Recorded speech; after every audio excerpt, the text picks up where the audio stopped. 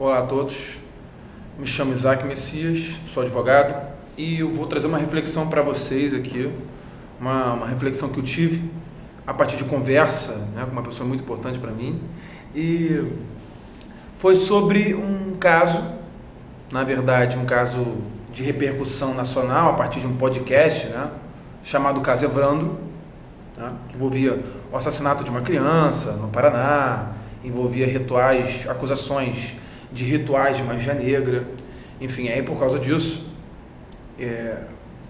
houve grande repercussão sobre o caso, e aí se descobriu que teria sido o júri de maior longevidade na história do Brasil, pelo que parece, Foi alegado isso aí, inclusive no podcast é falado sobre isso, que teria durado aí cerca de 30 dias o júri, Aí, em sequência, isso aconteceu há muito tempo atrás, acredito que no final dos anos 90, e aconteceu logo em sequência a anulação desse julgamento, a anulação integral do processo, em relação a algumas réis, vamos dizer assim, por ocasião de conhecimento de tortura, Enfim, não é sobre o caso Evandro que nós estamos falando aqui, mas sobre o fato de que a afirmação dessa pessoa para mim foi a seguinte: olha, foi gasto tanto tempo na justiça, um processo demorou tanto, o júri longo como esse, e o processo foi anulado. Todo esse trabalho é jogado fora, processo inútil, Então, essa afirmação, essa assertiva, eu achei muito interessante, porque diz respeito ao entendimento do que se trata o processo na cabeça das pessoas, do que se trata uma nulidade processual na cabeça de uma pessoa leiga, na questão do direito processual penal, Então, estou aqui para explicar em relação a isso. O que é o processo? Quando ele é anulado. Um processo anulado significa a inutilidade do processo? Significa dizer, portanto, que a conduta de qualquer magistrado e de qualquer integrante da justiça deve ser salvar o processo de uma nulidade? Essa é a pergunta, porque a tendência de muitos magistrados e de muitos promotores de justiça adequadamente, faz parte da regra do jogo, quando se diz respeito à parte Ministério Público, não em relação ao judiciário, obviamente, de que teses de afastamento de nulidade são naturais, fazem parte do mistério ali do Ministério Público. Faz parte também do trabalho do magistrado presidir os atos processuais, quando for o caso, entender afastamento das nulidades. Mas quando se evidencia uma nulidade capaz de anular todo o processo, quando se evidencia uma nulidade capaz de obliterar todo o trabalho feito pela justiça, há um entendimento, mesmo que singelo, mesmo que inocente, ingênuo, de que a utilidade do processo não foi alcançada. Então, deve ser rememorado, isso sem sombra de dúvidas, de que o processo, como limite da democracia, que é uma ideia que eu tenho trazido bastante, é também aferir procedimentalmente os limites de atuação do Estado para processar criminalmente alguém, para perseguir criminalmente alguém, para apenar uma pessoa.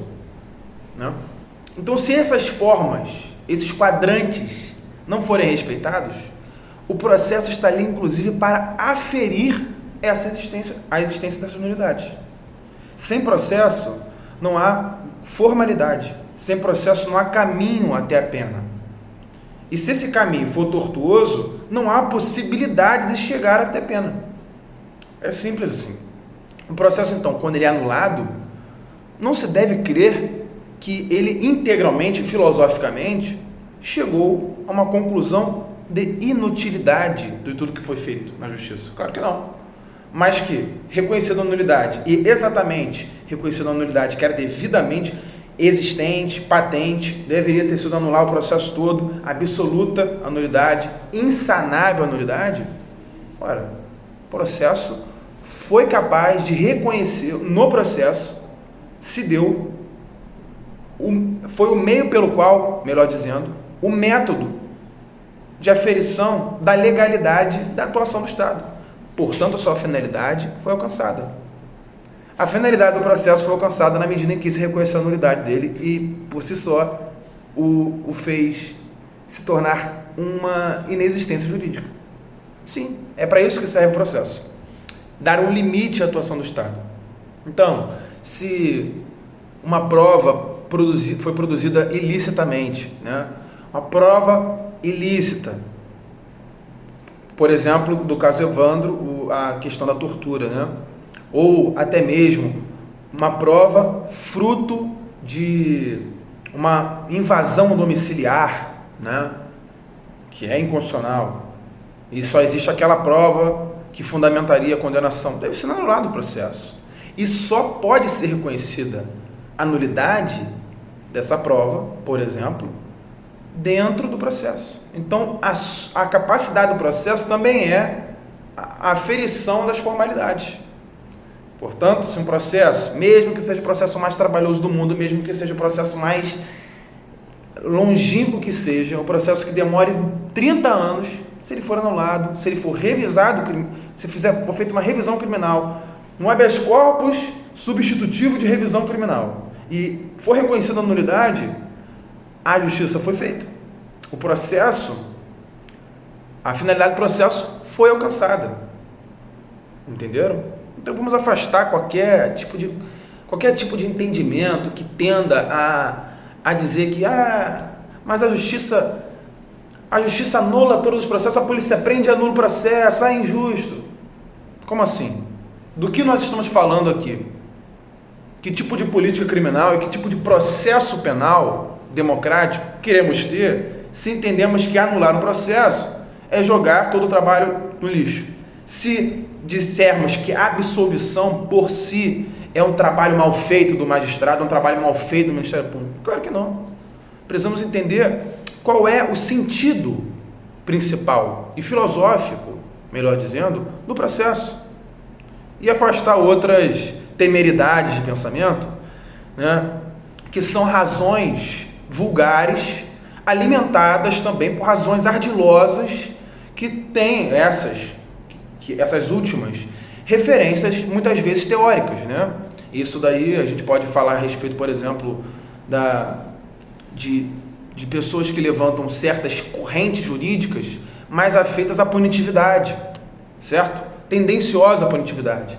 Então, sendo que o processo, como limite, não permite uma visão tendenciosa à punitividade, que transfira ao réu o conteúdo de provar a sua inocência, por exemplo.